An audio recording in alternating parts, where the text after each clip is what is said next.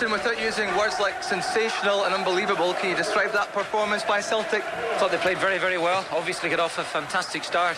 We're quick out of the blocks. Usual old phrase. Well, we were terrific throughout the match. Absolutely brilliant. We had to weather a storm at 3-1. Delighted to get the other goal, but the whole team were absolutely fantastic. Who was your most important player today? Oh, no, every single one of them. They were absolutely fantastic. G'd up for the game, they were ready for it, and they were powerful. The whole team was powerful. How have you managed to turn a team? No, we haven't. No, we haven't. There's a long way to go. I genuinely mean this here. I'm delighted today. I'm delighted to have won the game. Players are couldn't possibly get carried away, because at the end of the day, Rangers are a top-class side. I mean it. From the point of view that Celtic were not defending in all quarters last season, we saw examples that Chris Sutton coming back defending, Henrik Larsson. How have you managed to turn that round? No, I say to you, I mean it. It's not turned around. We've played 5 games, only 33 more to go. We've got off to a decent start. The lads are full of confidence at this moment. But I tell you what, I'm looking forward to them. They're coming back off international duty, and then we've got Wraith Rovers, and we've got Hibs to look at. How did you manage to turn? What have you done for Bobby Petta? Because and Chris Sutton as well. You spoke about confidence for him. I had confidence for Chris Sutton. I know him inside out. Bobby Petta, I don't know. Bobby Petta's done it all himself.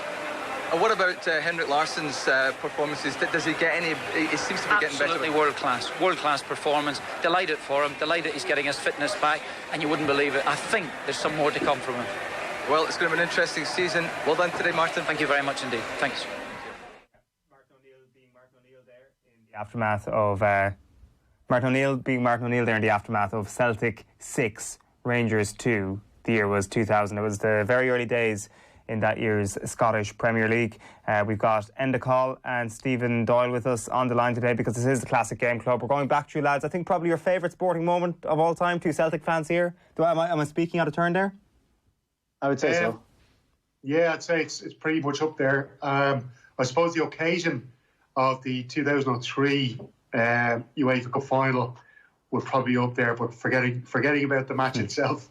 But yeah, no, I think, as Enda says there, it's definitely probably the big moment for Celtic fans. For sure. When you get back into that Martin O'Neill interview in a little while, I don't think much has changed over the last 20 years in terms of O'Neill's personality in dealing with the media. As I said at the top, it is Celtic 6, Rangers 2. That is the score of the game. The Demolition Derby, as it's known. The context around this game, for people coming to this, fairly new. You can watch the full thing back on YouTube, by the way. It's August 2000, as I say, brand new season. Rangers, Scottish champions. 11 of the previous 12 years. It is utter domination. The blue side of Glasgow is flying at this moment. But, as you heard there, Martin O'Neill is a Celtic manager. It is his first season in the hot seat. And things have started pretty well for him. As he said there, 5 games in. But this is the old firm. This is his first real test. Steve-O, we should just touch on this for a moment. And Enda, if you've got any memories as well. Around this time, it must have been incredibly tough to be a Celtic fan. Yeah, definitely, because as you said there, Rangers, they'd won 11 of the previous 12 titles. There was that, I suppose, a bit of a false dawn under Wim Jansen when he stopped the 10 in a row in the 97-98 season. I said that's probably one of the most important titles that Celtic ever won, because Celtic had obviously done the 9 in a row themselves, had been stopped doing the 10. And that is the magic number, as we know. Celtic are trying to achieve that again at the moment. But I think Wim Jansen stopping that was crucial. But Rangers still won 11 of the previous 12 titles. They dominated the 90s. And then, of course, they were dominating the Old Firm derby as well in those at that period, because Celtic had lost 5, drawn 2 of the previous home meetings with Rangers. And they'd also, in the previous season, lost 3 times and drawn once against Rangers. And if you might have heard O'Neill alluding to Henrik Larsson getting his fitness back. It was the year as well after Henrik Larsson had that horrific leg break, and nobody kind of knew at that stage how good Larsson, or if he could be as good as he had been for Celtic up till that point. Yeah, and do you have any memories of this? I presume it's hazy, if anything. I'll be honest, this is more of a game that I remember from the folklore of it, really. So growing up in Donegal, obviously there's a big Celtic following, so this isn't a game I remember as a child, because I was 4 and a half, maybe 5 at the time. Yeah, you'd be doing well to remember that. Yeah, so this is more of a game that I remember from watching it back, and obviously we'll get to the goal, but Henrik Larsson's goal in this game, his first one, and it is probably the most famous Old Firm goal ever, I would say. But for context, we were talking about the context of this game. So if anybody wants to imagine what it was to be a Celtic fan right now, just ask the Rangers fans right now, because this is basically like Celtic winning the league next year and then Rangers beating them 6-2 in the following season. And we all know that's probably not going to happen. Yeah, it's important to point it out, Steve, like how outrageous the scoreline is. That, like, Celtic going out and smashing somebody by 6 goals at this point is probably a rare occurrence. But to do it to Rangers at this point, completely unexpected. Like, where were you when you were watching this? Were you in a pub somewhere? Were you at home watching this? What was the story? Yeah, well, like, I'd been obviously over to Parkhead and all that kind of thing, but at that stage, like, I hadn't been to an Old Firm. We used to go and watch I had a really good old friend of mine, John Flynn from Kildare. I'd moved down to Kildare at this stage. We used to go into Naas, or else down to Kill, our local down in Kill, the old house, to watch the Celtic games. It's funny when you kind of think back to these things, how life has changed just even in Ireland. At that stage, because I asked a few people about it on Twitter last week, at that stage the Holy Hour was still in operation on a Sunday. So between 2 o'clock and 4 o'clock, every Sunday afternoon the pubs would close because of the Holy Hour, or I don't know why they didn't call it the Holy 2 hours. But and what would happen was, see, all the big Scottish games were shown. It was either 12:30 or 1 o'clock kickoffs at that stage. So obviously the match would still be ongoing when the Holy Hour kicked in. So a lot of pubs would have to pull the blinds down, close the doors, and pretend that there was nothing going on, and hope that the guards wouldn't come along. I do actually remember one time, I won't mention which pub it was, but we were in one of these pubs that stayed serving during the Celtic game, and the guards did come in. We were all taken outside and all our names taken in notebooks, and we're told, don't you be in the pub again in the Holy Hour, lads. Jesus, you've got a criminal record, Stephen Doyle. Thankfully he wasn't there. There was no charges involved. But yeah, I actually think what Enda says is actually a really good point in trying to contextualise what it would be like to achieve a result like that. And, you know, Rangers fans are in the situation now that Celtic fans were back then. And as you said, Owen, you know, to go out and to batter Rangers with 6 goals scored was just incredible. And also, I suppose, to put into context, Celtic had gone through a couple of tough years, because after Janssen left, after winning the title in 97-98, we had a couple of disastrous managerial reigns with Josef Venglos and also John Barnes as well. But I suppose it is crucial to remember as well that there were some important players brought in during that time, the likes of Henrik Larsson, who was famous for £650,000, one of the greatest transfers in any football league.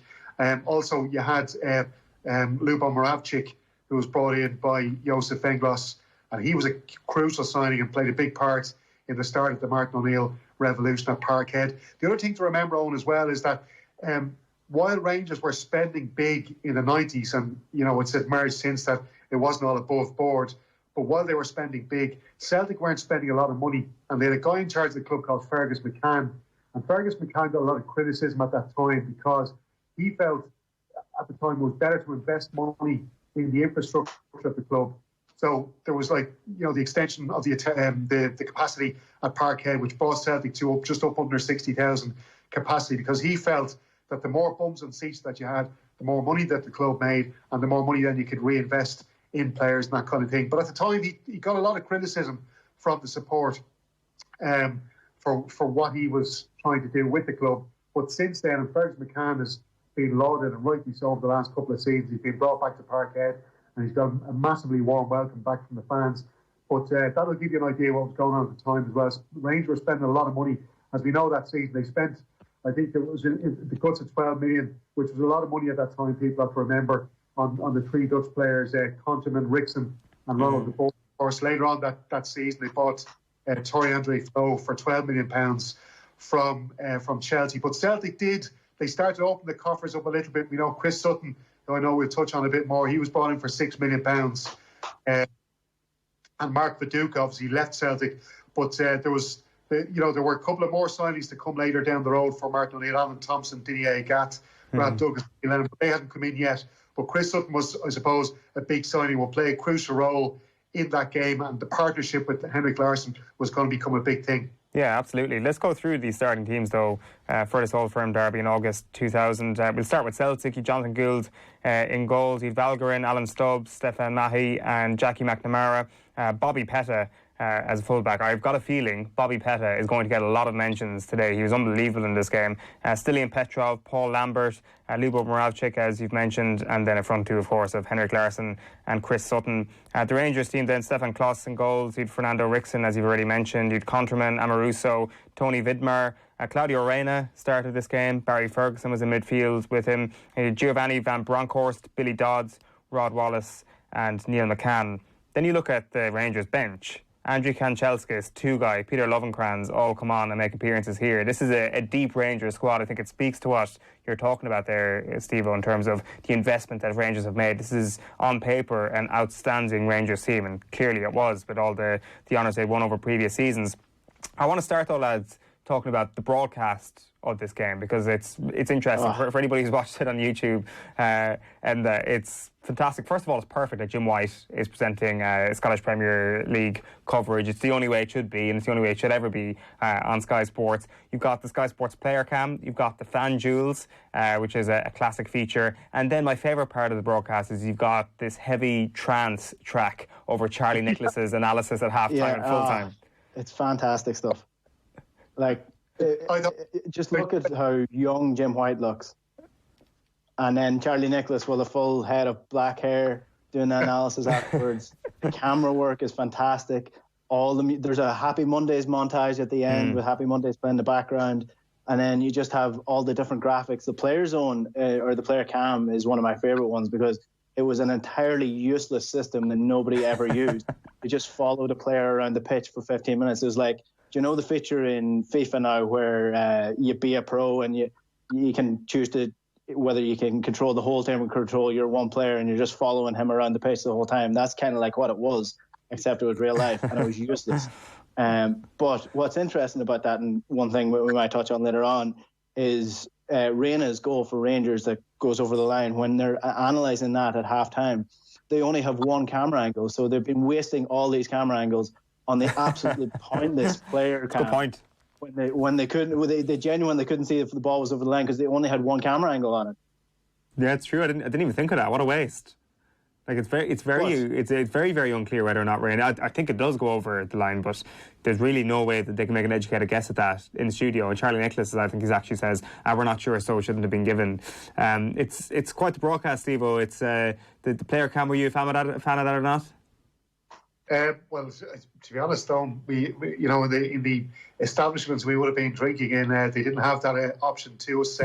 Right, he introduced the match at the start, saying a Sky Sports production in widescreen with dull surround sound, Sky Interactive, alternative camera options, and a full stats service. Amazing. It's what a breakthrough, what a season, a brand new century, a brand new hope for Scottish football. It's brilliant stuff. I would love to go back and actually watch the fan duels. I'm not sure were you familiar with this, that if you press the rent button you can watch like fans actually commentating on the game. You can actually just forget the Sky Sports presenters and listen to some partisan commentary. That's what you wanted. Before we get into like certain categories and certain awards for this match, I want to just ask you what level of heat was present in this game? How much needle, in your view, and like relative to the Old Firm, did you think we got from this 6-2 match? Because I thought, not that it was toned down a little bit, I thought the atmosphere was amazing. I thought there were some very, very hard challenges. But we've definitely seen worse, haven't we? We've definitely seen testier affairs between these two teams. Yeah, we definitely have. But one thing that I was going to point out in the context of this game, and one thing that's actually quite interesting watching it back, is how many Rangers fans are actually in the stadium, because that's changed in recent years.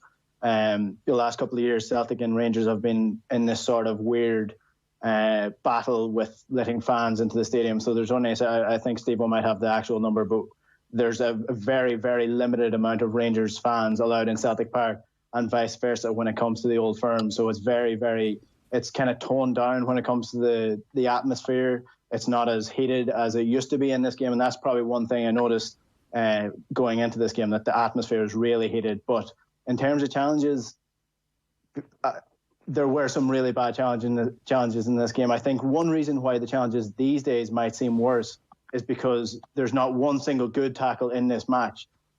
The idea of tackling in this game is just kicking your man to the ground. There is no going for the ball. It's just pushing her over, shouldering the man, kneeing him down to the ground, whatever you can. So the tackles into the knees. I actually disagree. Don't seem as bad. I disagree with that. In my notes, in fairness to these players, I have man and ball was fair game. Like, obviously, you're right. The number one aim was to murder your opposite man. That was number one aim of playing in this game. But in fairness, I think they tried to get the ball with the man as well. You're going to kill the man and puncture the ball or do whatever you need to do. But both were coming with you, is the way I read this. Yeah, well, you definitely had big men on the pitch as well. So that played a role in it. I mean, you had Amoruso and Majalbi as the sort of the centre-back partnerships that were going up against each other, and they were absolutely huge. So if they are running into a small striker, then they're going to do damage regardless. There's one very early on. I can't remember who he gets. Billy Dodds goes in, and you're like, okay, this is the terms of engagement here where he almost kills a man, and it's outrageous. There's one McCann versus McNamara at one stage. I think it's about 6 minutes into the game where there's absolutely no booking because I think the referee just can't make up his mind as to who is actually the worst offender here. It's like you see a man, you're running at him head on, prepare to get your studs up and just hope that your leg doesn't break in two. That's basically what the whole thing is. I actually noticed that as well. It was Neil McCann. It was on Jackie McNamara 6 minutes in. Yeah, it was really early on. It was a horrible challenge. I think one of the goals from Celtic early on, it was the one that led to the corner. Bobby Petta rides like 3 or 4 really bad challenges as well. And the reason he stays up, and it actually works out in Celtic's favour. But yeah, it had some needle, but I would agree with you in your overall assessment that the recent derbies probably had a bit more needle in terms of bad challenges. Well, yeah, I think that there is maybe the rule book was a little bit more flexible back in the time. If you're all of your studs happen to connect with somebody's shin, you might get away with it. You might get a yellow card or something like that. So I think people were allowed to express their violence within the rules a bit more, whereas nowadays, if you make one bad challenge, you're off the pitch and everything kind of escalates. Like, it is still remarkable, though, that it took 81 minutes for a red card in this game. Barry Ferguson obviously getting sent off for that one. One of the things that struck me, I don't think it is evident through the television. I'm not sure, Steve, if you've spoken to anybody who's actually at the game, but I've got a sneaky suspicion that the television just doesn't do this atmosphere justice whatsoever. I've got a feeling it was absolutely feral in there, that you had stuff being thrown at Giovanni Van Bronckhorst. A few minutes later, that was at a corner. A few minutes later, he completely overhits a corner and almost goes out for a throw at the opposite end. That he's getting completely rattled by the fans here. That it was a true, I hate the cliche, but it was a true definition of a 12th man on this occasion. Yeah, absolutely. It is. I suppose you get a real sense of Celtic and the Parkhead atmosphere on those famous European nights. We all know Celtic are highly regarded, the supporters are highly regarded when it comes to their support for those big European nights. But those Saturday, Sunday afternoon games against Rangers, I've been there for big matches and once at Old Firm, and it really is hard to explain. Like, it's it doesn't. The thing about it as well is that it doesn't come in waves. Like, it's just like an intense cauldron of atmosphere for the full 90 minutes. They just don't. They do not let up. It's you do, as you say, on it is hard to actually get a real sense of watching it on the screen, watching it on television. You actually have to be there, and it is a great Stainways design, Parkhead, in that. It genuinely is like a cauldron the way it is designed. It doesn't go too far back. Everybody does. It feels like everybody's really on top of the players, on top of the pitch. And you're right. You don't get a proper sense of it.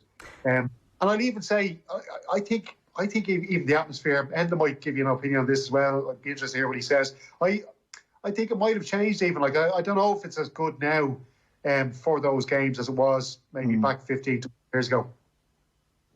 Well, I was at probably the best atmosphere I was at the Champions League game in Celtic Park in 2008, and the atmosphere was electric. I think one thing that's changed is they've changed around where the Green Brigade stand. So obviously they have the safe standing now, and that's the atmospheric stand. But that they used to be in the Lisbon Lions stand, which is directly behind the goal.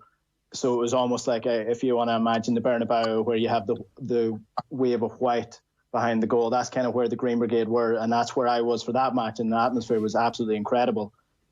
And I would probably agree with Steve's assessment is that in recent years, because all of the biggest fans that want to be in the singing section are isolated in that one stand, you don't get the same wraparound as you used to get where all the fans are sort of spread out across the stadium. Yeah, it seems to have changed a bit down through the years. Let's get into some of the awards throughout the game. We start with moment of the match here on Classic Game Club. I dare say that we're just going to get into a few goals here, really. I'm struggling to get into my head what actually is the moment of the match, but it's impossible to not pick Henrik Larsson's chip, right? Has anybody not gone for that, I think, is probably the way of framing this question. Go on, Steve, or what have you gone for? Yeah, one thing I'd say is, look, you know, it is seriously, I don't use the word lightly, is an iconic moment in Scottish football, in Celtic's history, that Larsson goal. But the one thing, if you're going to look for a turning point, I think, in this game, because Martin O'Neill, you know, he said in his post-match press conference that they were under real pressure when the score went to 3-1. And they really had to battle hard to keep that score as it was going in at the break at half-time. And I think the Rod Wallace goal that was ruled offside in the 42nd minute, and obviously when you look back at it, it was incorrectly offside, an incorrect offside call. I think if Rangers had got that goal, and if that had been going in half-time, you could have had a totally different second half, because Rangers are then coming out psychologically. It would have been huge for Rangers going in. You know, they're thinking we were 3-0 down. Now we're only 3-2 down. We still have 45 minutes to rescue this game here. And I think that was, if you're looking for a turning point in the game, I think that goal being called offside was massive. Really, really huge. We sometimes forget that Rangers had more shots in the first half. Like, this was not a 3-1 scoreline at all, really, was it? Was it deserved? I think they were the better side once Celtic won 3-0 up. I thought the last 15, 20 minutes of that first half, Rangers were the better team. They created a lot of chances. They got the one goal. It should have been two. And I think Celtic were under real pressure for that last 15, 20 minutes of the first half. Rangers definitely outplayed them. Let's talk about this. Sorry, go on, Enda. Sorry, I just wanted to say on that goal, we have to give a bit of appreciation towards Barry Ferguson's pass for that Rod Wallace goal. It was unbelievable. And it just shows you the quality that was in the SPL at that point in time. I would probably, if we're not going for the Larsson goal, I'd just like to chime in with mine. I was probably going to go for maybe Sutton's opening goal, because so much rides on the first 10 minutes in Old Firms. Like, often the first goal can be the only goal in the game, and to score after 51 seconds, to take that lead, especially in a game with such pressure, so a game the Celtic needed to get something out of so badly, to take the lead so early and then double it again. They really had a grip on the game really early, so that would have been a big moment in that game for me. It also was a big moment for Sutton as well, who Martin O'Neill alluded to after the game was struggling for confidence. Before the game started, what was interesting was the commentary. They said, after experience in the North London, East Anglian derbies, it's about time Chris Sutton stopped pussyfooting around and discovered what the real thing is about. And so this was his debut in an Old Firm, and people would have really had the opinion of him that he was just a big man with no skill. So for him to get the opening goal in this game would have been a massive moment in. What's the best part of Henrik Larsson's goal, the chip? Is it the nutmeg that he perhaps means to do? Is it the finish itself? Like, is it the fact that he almost sends the goalkeeper the wrong direction on two different planes? I just can't make my mind. Is it Chris Sutton being a fantastic man to hold up the ball, this beautiful combination of Route 1 football and the guile of Henrik Larsson? There are so many different facets to this. You could break this down and write a thesis on this goal. It is one of the best goals possibly ever scored in Scottish football. As you say, Steve-O, it's not doing the word iconic and injustice to describe this as such. It is possibly the most famous goal in recent times in the Old Firm. It's just perfect. It is just perfect. I actually I sent out a tweet there last week just saying we were prepping for this, and when I watched the stuff, like, you know, I've got a couple of big heroes in football, and Paul McGrath would be one, and Henrik Larsson is definitely another. Like, I was obsessed with that man. I was in love with that man. He was. I could remember when, as a younger, I was only about 14, I think, when the '94 World Cup was on, and Henrik Larsson emerged in that World Cup with the Swedish team that got to the semi-final. And I was just struck by his dreadlocks, his movement, everything about him, he was perfect. And just when I started watching this game, and when they announced the teams and they showed Larsson warming up before the game kicked off, and just to see that shot of him from behind, the number 7, Larsson on the back, the dreadlocks, and I was just like, I got a shiver. I was just taking me back to all those games when I watched him playing and how amazing he was. And I was just absolutely obsessed and in love with that man. And everything about that goal is just quintessential Henrik Larsson. Like, as you mentioned, there's the brilliant cushioned header by Sutton from the Jonathan Gould kick out. Larsson, the first touch, it's almost like the ball's almost getting away from him. The second touch is amazing, where he retrieves it. Then, as you mentioned, the nutmeg, he absolutely makes a show of counterman, which just added so much to it. And then to have the intelligence, the game intelligence, and then that trademark celebration is running out with the tongue sticking out. The brilliant Celtic ball boys behind the goal jumping up and down, which is always a great thing. Ball boys are amazing. Like, they hold nothing back. Yeah, absolutely. But it's just brilliant.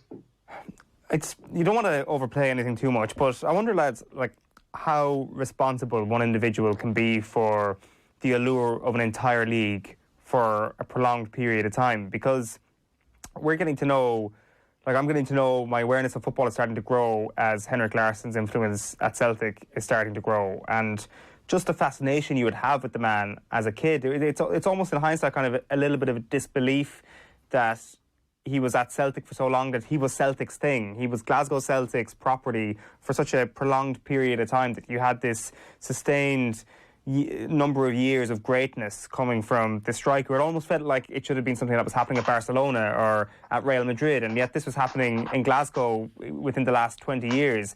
I just feel that people around the world were tuning in to watch this guy, and by extension, he had just brought the entire league behind him on his shoulders. Without question, the best thing coming from this league, while the league was in an excellent place, let's not forget, at this time. I just think when it comes to one player, one man, has there been somebody as influential as him in Scottish club football in living memory? Oh, can I just say, I like getting his thoughts on it. Obviously, I don't want to dominate the conversation here, but just to remind people as well that Henrik Larsson, I've actually got a DVD at home, which is every single goal he scored in his career. He's such a fascinating study, because Henrik Larsson almost gave up playing football. He obviously started off in Sweden, played for Högberg, Helsingborg, then moved to Feyenoord in the Eredivisie. Now, when it came to the end of it, he didn't do too well at Feyenoord, and he was coming to the end of his time there, and he was almost going to go back to Sweden and pack in professional football. That's how bad it got for him. That was 1997, and Finn Janssen got word of this, and he thought, well, you know, I think I can get this guy's confidence back again. Larsson's confidence was on the floor at that time. He was ready to pack it all in, and then I said Finn Janssen came in and rescued him, signed him for £650,000, and the rest is history. But I thought maybe Enda can give you some, you know, fresh eyes in regards to his standing in Scottish football and world football. Just on that, Steve-O, when you go through the DVD of Henrik Larsson, where does this goal rank? It's his best. It's his best. Is it? Definitely, yeah. Like, he scored some other brilliant goals. You might even say better quality. I know. I would say, because there's so much to do with that. Like, it's not just a case of having a king at the goal. Like Kerr might say, there's a few touches involved. There's a lot of skill involved, and yeah, it's definitely his best. And do you want to come in on that? What's it's obviously something that we look at from a very different point of view. I'm sure you're kind of in the same boat as me, that I actually can't remember the first time I saw this. I can't remember if I was watching this game live, to be totally honest. But you know the goal, and it's something that we are all unbelievably familiar with. You just don't know when you were introduced to it or when it happened. It's just a part of life.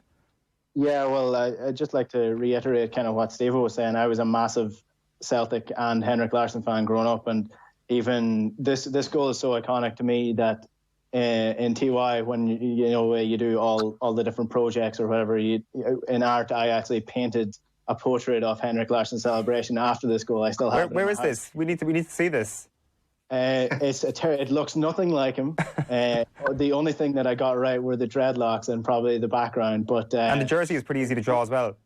The jersey, which we'll get to, is absolutely amazing as well. But Yeah, like Henrik Larsson, although the Scottish game was at a very strong stage at this point in time, I do want to hammer that home. Celtic were in a UEFA Cup final 2 years after this, and Rangers likewise a few years later. So the game was at a very strong stage in Scotland at this time, and he was by far and away the best player to play in it. He scored 53 goals in all competitions in this season. He scored 35 league goals that year. And like Steve-O, I don't have the DVD, but if you go onto YouTube, if you're bored, look up all of Henrik Larsson's goals for Celtic. The quality, the differences in the different skills. He had left foot, he had right foot. I just seen from his second goal in this game, he could header the ball as well for a small man. He had a strong work ethic.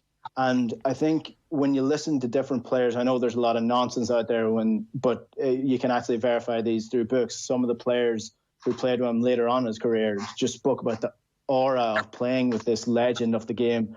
And the fact that he, like you said, most of the time that he was a legend was the time at Celtic, but you hear Barcelona players who he was there for such a short time and he helped them win the Champions League. And then you hear Alex Ferguson. If Alex Ferguson has given you a bit of a paragraph in his book and it's all good, then you know you're doing something right. He wrote in his book about how when Henrik Larsson came in, that even the players who had won technically more than him because they had won Premier Leagues and they had won FA Cups, doubles, trebles, and they were looking at Henrik Larsson like, I can't believe I'm sitting in the dressing room with Henrik Larsson at the minute.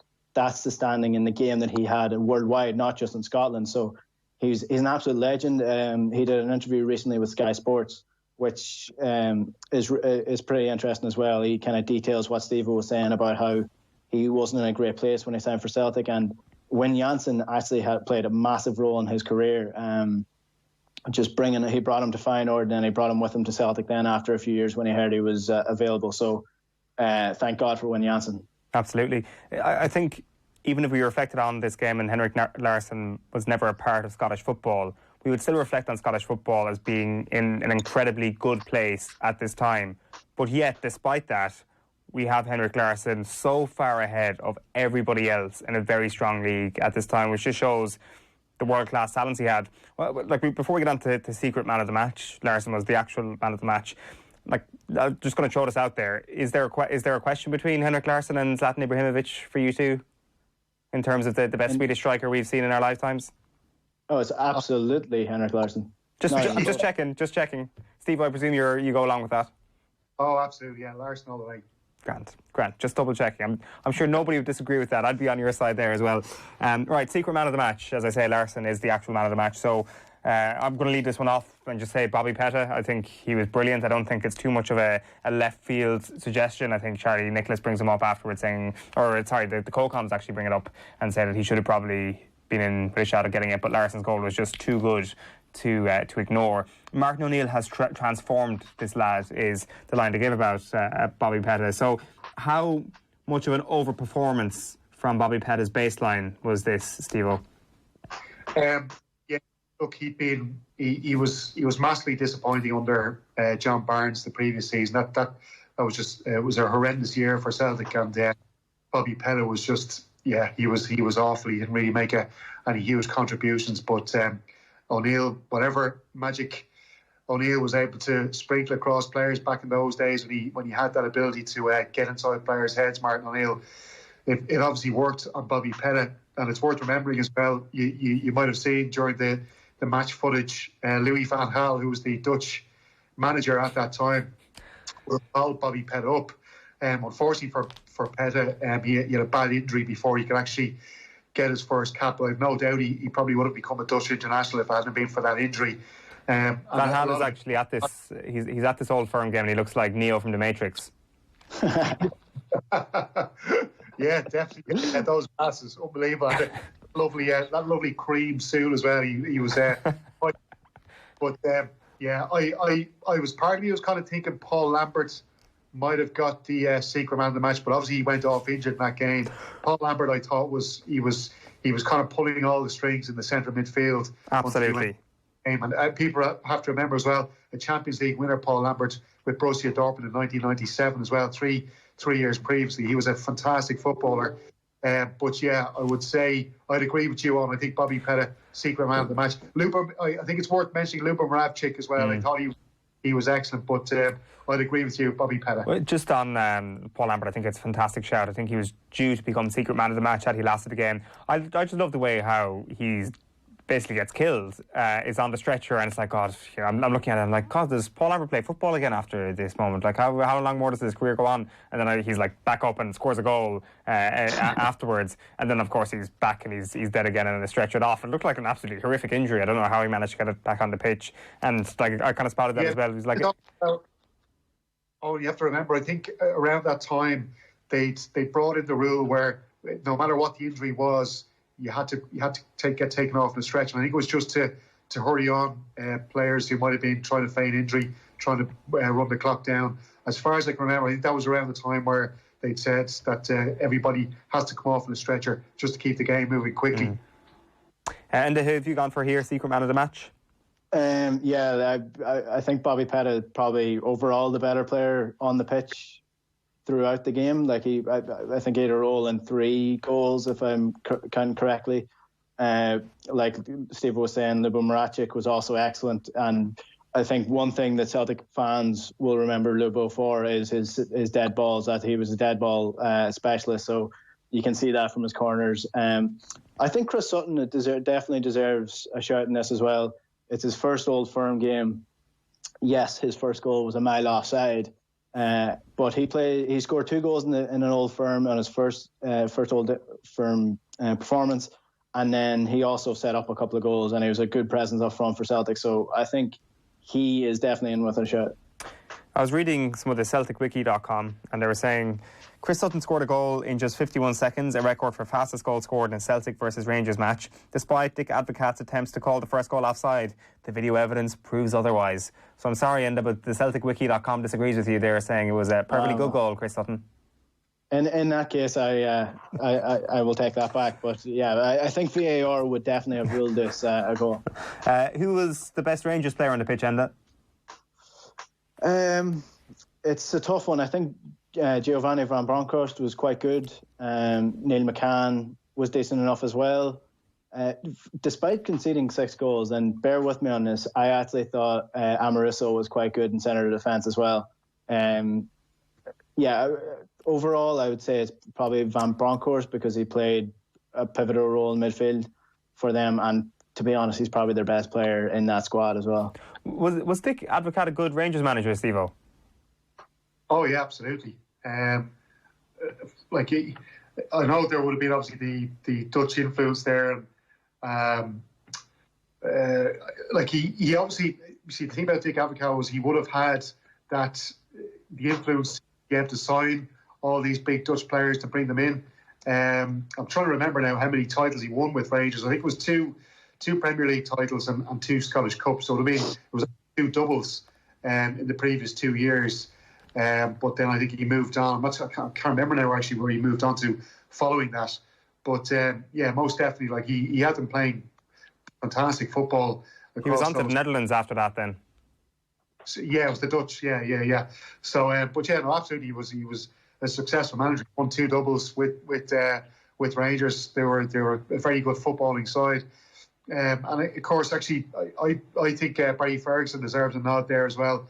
When you're kind of talking about I know Enda spoke about that brilliant pass he made in the build-up to the offside goal. But I thought overall, Ferguson played really well. People, I suppose, only remember Barry Ferguson. A lot of people might only remember him from his time down at Blackburn Rovers, which wasn't great, but he was a super player. And I think Dick Advocaat was a great coach for Barry Ferguson in helping him get to a pretty high level in his career. Yeah, absolutely. Yeah. Barry Ferguson was the first player that I actually genuinely hated.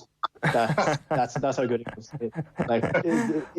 I think the skinhead look, which was probably a little bit before his time. I know David Beckham had a skinhead a couple of years later, but Barry Ferguson, genuinely, I had a despise for him that was it still probably hasn't been matched, and that I suppose there's a little bit of admiration in that hatred.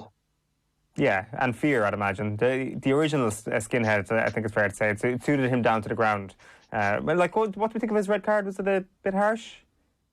Well, out of all the challenges in the game, then, like, I know it's a deliberate handball, and he actually did that a couple of minutes beforehand as well, so maybe that's why the referee decided to actually book him this time. I thought it was a bit harsh, but yeah, there was definitely some tackles that were more deserving of a red card. There was one on Bobby Petta in the second half that was just a studs into the knee challenge, and he was down for a while. I think it was Neil McCann that put that challenge in, but that was a dreadful challenge. There was also one on Van Bronckhorst from Jackie McNamara down the left wing that was a horrific challenge as well. Van Bronckhorst was off the pitch for a good while after that. Right. Sorry, go on. Yeah, just it's where I think Ferguson, that second yellow card, I think was more so. I think he might have given the referee some abuse. So I think the ref just lost patience with him, whipped out the yellow card. But it's just interesting to note as well. Barry Ferguson, who I was trying to work out, he's born in 78, so he was 21, 22 when that match took place. And he took all that anger and he bottled it up and he let it out that evening because Barry Ferguson was actually arrested on the night of that game. I don't know if you're aware of that. No, go on. What happened? I'm just reading the BBC News report from that Monday, the 28th of August, 2000. Police have confirmed that Rangers star Barry Ferguson was injured during a street brawl after his team's 6-2 drubbing at the hands of Old Firm rivals Celtic. A Strathclyde police spokeswoman said the 22-year-old, who was sent off during the Sunday derby, suffered an eye injury during the fracas. In all, 62 arrests were made and 2 incidents of violence followed the high-scoring match at Celtic Park in the east end of Glasgow. 14 people were arrested at the game and a further 48 afterwards. In the main, they were charged with minor disorder offences and a number were expected to appear in court on Monday. I'd imagine that courtroom was a pretty entertaining place to be that Monday. That night looked like it was a pretty good night in Glasgow. If you look at the Daily Record newspaper the next morning, there is a headline, and I'm sure people who were watching the game will have spotted Noel Gallagher at the Old Firm. Headline the next morning from the Daily Record: drugs raid on Liam Hotel. Police were called to a party attended by Oasis frontman Liam Gallagher yesterday after drugs complaints. They turned up at the Glasgow's Malmaison Hotel after staff claimed that revellers were taking drugs. The incident occurred in the hotel's brasserie bar, where band members and their friends were partying after the festival in the city. It is understood that several guests complained about the smell of marijuana at the bar, and another guest claimed to have spotted signs of drug use. Liam Gallagher and Scots-born Primal Scream singer Bobby Gillespie had been among those partying in the bar, but neither were linked to the incident, of course, and Gallagher had left to return to the hotel where he was staying, to Devonshire. So it was a good night for the Gallaghers as well in Glasgow that night. So plenty happening, I think it's fair to say. Yes, Glasgow was the place to be that night, I think. Clearly was. What a night. We missed out on that one. Let's move on to trending. So we go through the trends that were noticeable at the time. I'm just going to lead this one off with direct football. Like, there was clearly a preponderance of great talent within the Celtic team. They could have played any way they wanted, maybe. But sometimes the way the football was going at that moment, it was just better to just lump it forward and see what way it breaks. And that's what happened with Henrik Larsson's chipped goal. It came from route one ball right on top of the head of Chris Sutton. So that's one of the things that I noticed. Not as much working through the channels as we might be used to now. I'm not sure what you guys have spotted. Yeah, well, that was probably one of mine as well.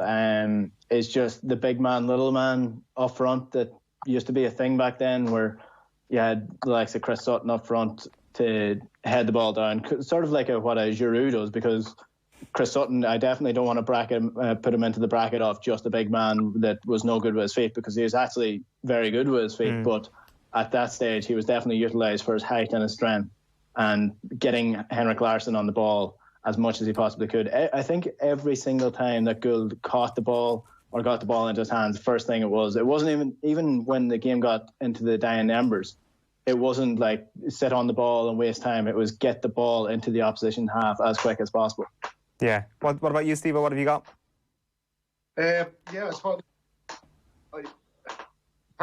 When you go trending, like I suppose the player cam thing was, for me, was that it was kind of, I don't know if you're talking about maybe the style of the way the players are playing at the time. The back three, I suppose, were interesting. Martin O'Neill had brought from his time at Leicester City as well. But I suppose I'd probably go with Enda as well. Just the two striker thing, really, which is gone now. Is it like we don't see any kind of big man partnerships in football anymore? And yeah, I'll take that one. Well, what about the jerseys, lads? Yeah, I had a couple of things noted as well, apart from the style of the play, just the style of the jerseys and just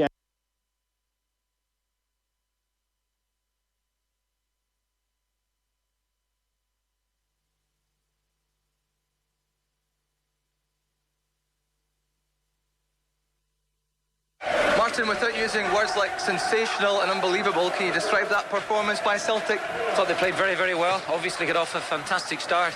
We're quick out of the blocks, usual old phrase. Well, we were terrific throughout the match. Absolutely brilliant. We had to weather a storm at 3